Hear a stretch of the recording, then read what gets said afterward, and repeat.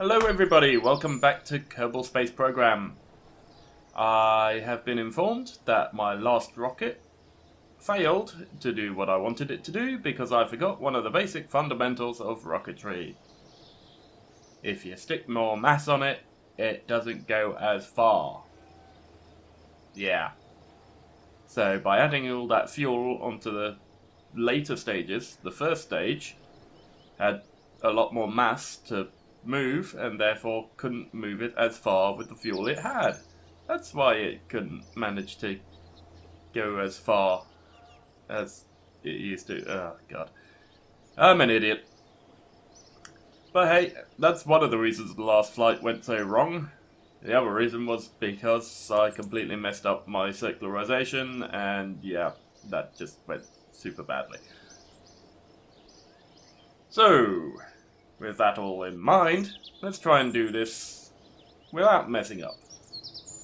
And that needs us to build and design a new rocket, one that takes into account the fact that I've added mass that I didn't do before. But first, to do what I want to do, I'm going to need a new technology, and that means going to R&D. Now, pretty sure I have access to it. Yep, here we are. Fuel systems, it's only 90 science. I've got 316, that's plenty.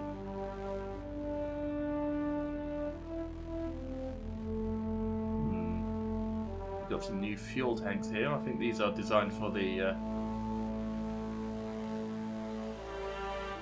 larger rockets. When I say larger, I mean larger diameter. I believe that's what these are, these X200s. And this one, I think, is just a bigger version of one of the ones I already had. The black stripes along the side make the rocket go faster. Our engineers tell us. Yeah, of course they do. Duh! Okay, so yeah, this is the technology I want, mainly for this, the external fuel duct, and I shall explain what that is going to do in a moment. First, let's pick that up. There we go. And now, let's go to the Build a Rocket Workshop, also known as the VAB. Okay. So, let's have the Geoff R as my base, because, you know, still doing mostly what I wanted to do, just not quite. So, let's start modifying this, shall we? First off, there we go, that's the zoom. First off, let's take advantage of our new fuel tank that we've unlocked. No, that doesn't work. Okay. So let's get rid of that. There we are, fuel tanks. And stick in that. There we go. See? See? Same amount of fuel, but one less part. Because, you know, why not? And indeed, I could do the same thing here, and I probably will, in fact.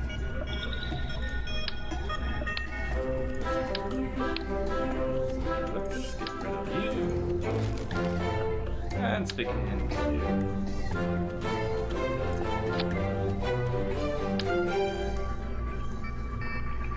There we go. That back up to 2 times symmetry for now, and bam. There we are. And that's still basically the same rocket though, so it's still going to have the same problems. I've just, you know, upgraded the fuel tank designs. So, how do we fix the problem? Well, simply put, our first stage will now need to be more powerful. Now that we've got more mass up in the payload, as it were, first stage has to work harder to get it out into orbit.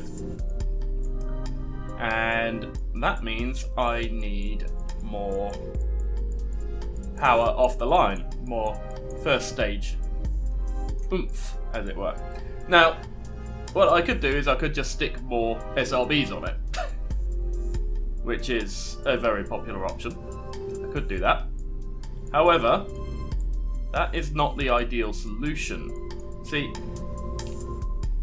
SRBs have their uses, but they are not the be-all and end-all. The way I best heard it described by a YouTuber doing a tutorial was to think about the various different engines as cars. So if we were to do that, the SRB here would be a supercar, like some kind of Ferrari or something, maybe even an F1 car. This bad boy is gonna go 0 to 60 in no time at all. It is going to have a top speed of like hundreds of miles per hour, and it is going to go to that top speed very fast, and it is going to run out of fuel very fast. Whereas a liquid fuel engine here is kind of like a Toyota Prius. 0 to 60, nothing to write home about. Top speed, again, not that impressive. But that fuel tank of it is going to last it a long time. It is going to go and go and go. So if you want to get off the line fast, and if you want to win a drag race, then you want your Ferrari, your F1 car. If you want to get from A to B, where B is miles away, you want your Prius. So realistically, if I want my rocket to go further, putting more SRBs on it technically would, because I am adding more fuel to the whole situation, but it's not very efficient. What I want to be doing is adding more liquid fuel engines. So let's get rid of these and get rid of that, because I encountered a minor complication on the last flight whereby I was blowing up my fins. So what we do is we get ourselves, I thought I'd unlocked the bigger decoupler. Right, let's go ahead and save this for now, leave and see if I can find the bigger decoupler in R&D.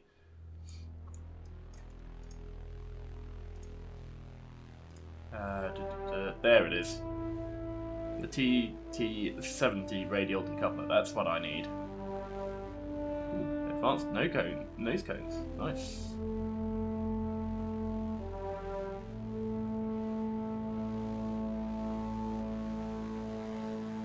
Stack separator.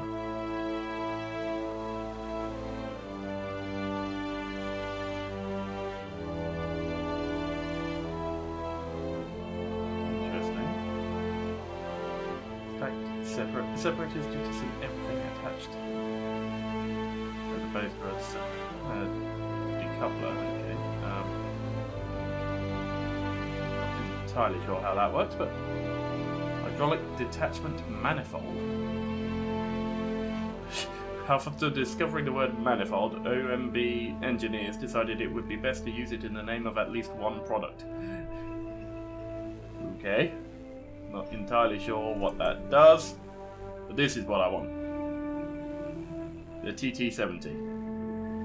Extended version of the TT38K, with large truss structure for greater space between mounting points. That should prevent my my staging from destroying parts of my rocket. So let's grab this for 90 as well. There we go. Okay. Back to the Build a Rocket workshop. Here we go. Okay, so we have ourselves the decoupler here. Let's go ahead and set that on 2x symmetry. Stick it there, I guess. And then, what do? Well, you get some fuel tanks, because this is going to be a liquid fuel version. So let's put that there, and I'm hoping that I can build this here and then just attach, but it might not behave itself. Actually, you know what? Let's give it a bit. Yeah, it's doing that. That's annoying. Why won't you let me put these up here? That would be helpful, Kerbal. Okay, let's just stick this on here then, and do it this way around. There it is.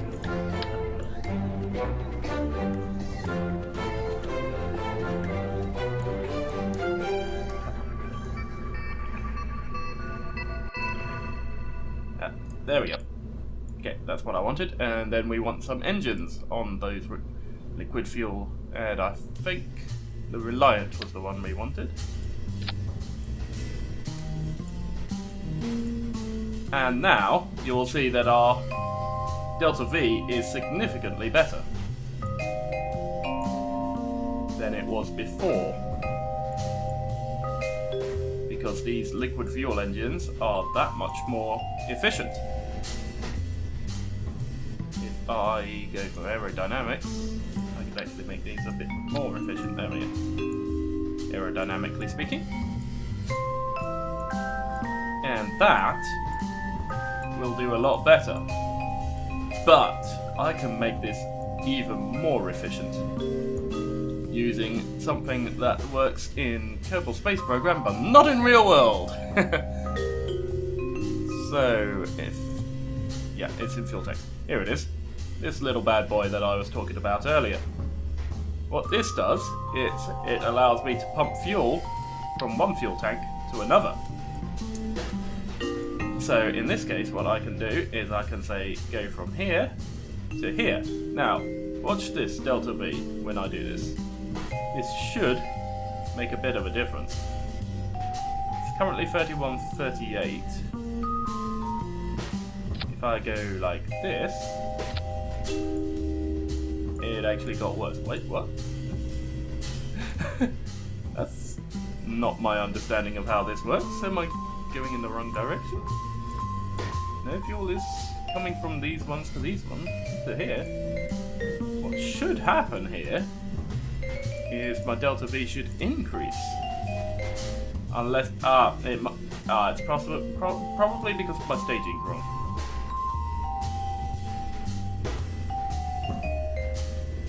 Nope. That didn't help it either.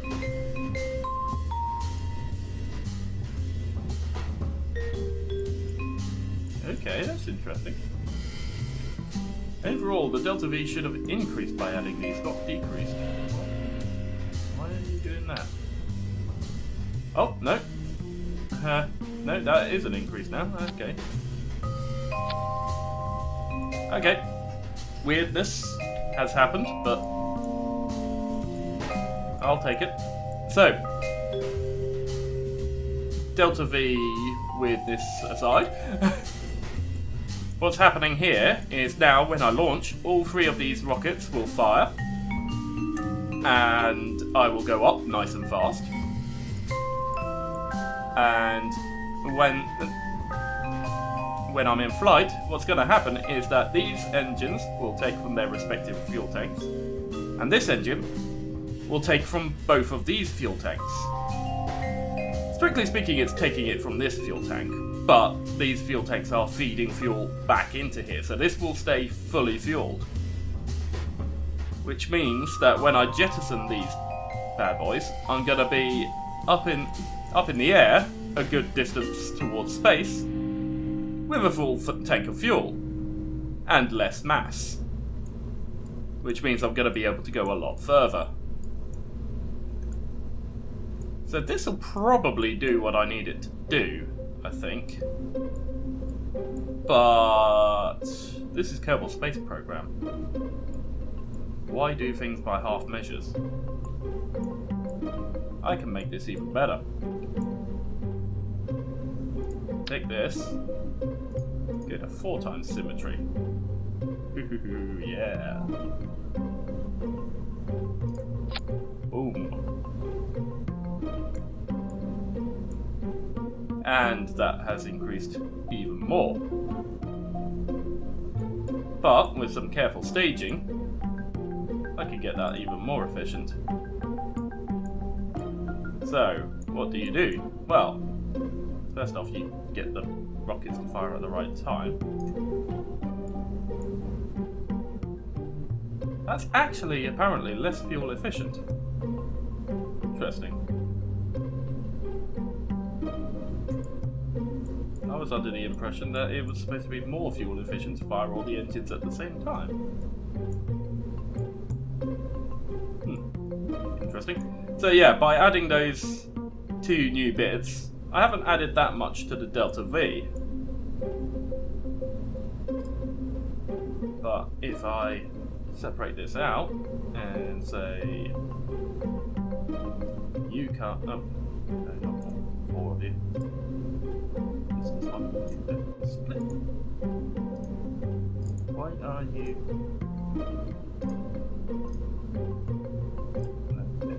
You two come down here.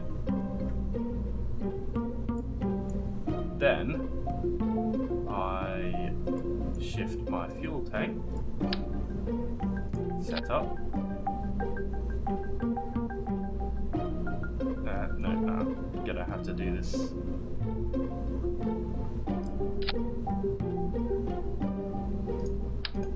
This is fiddly. Okay, 2 times symmetry. There we go. Right, where is it? There it is. Okay, so now these tanks. Why are you going to 4 times symmetry when I want you on 2 times symmetry? Arr!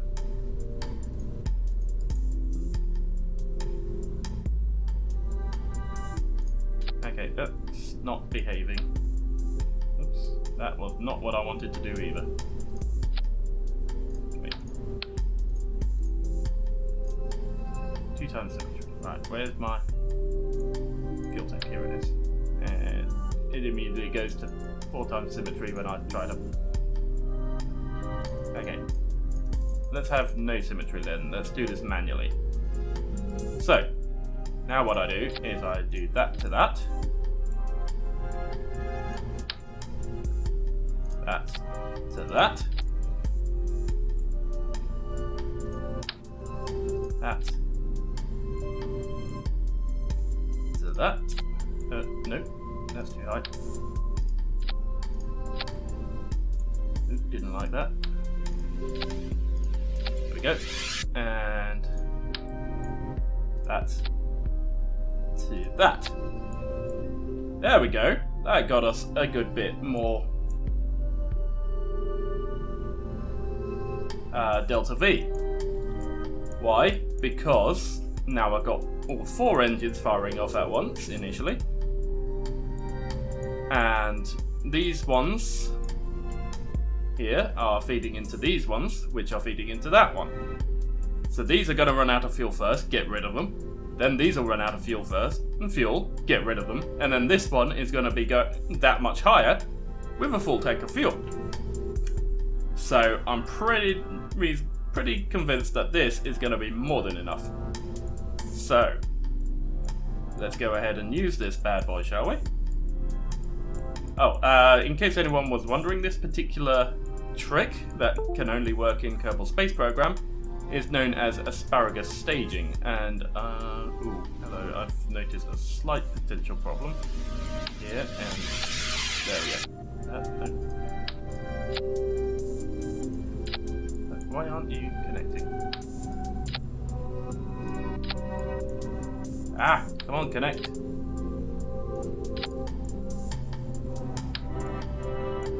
Okay, this is annoying. Why won't you connect that? Ah! No! I did not want to do that.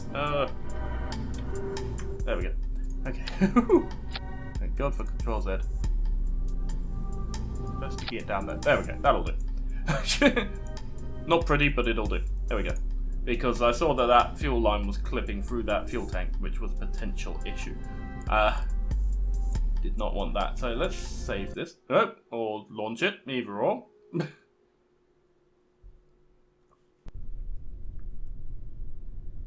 I meant to save it. In fact, let's revert back to vehicle assembly. So I can save it. There we go. So this is the new look Geoff R. And this, as I was trying to say, this little trick that only works in Kerbal Space Program is known as asparagus staging. So called because apparently the rocket ends up looking like a bunch of asparagus and you just peel off the layers. Not being someone who likes asparagus, I wouldn't really know about that, but that's what they call it. So that's what I'm going to call it. And you can potentially go up to 6 bits around if you wanted to. You'd have to lose the fins. And if I wanted to go particularly far, I probably would, but this is more than enough for the moon. And, oh god, look at the time. Okay, so I think this is going to be just a build a rocket workshop video. So we'll do the actual launch in the next video. Hope you all enjoyed. Hope I taught you a little something. I'm not the best at tutorials, so don't consider this a tutorial. It was me just explaining my method and my madness. And until next time, stay bad.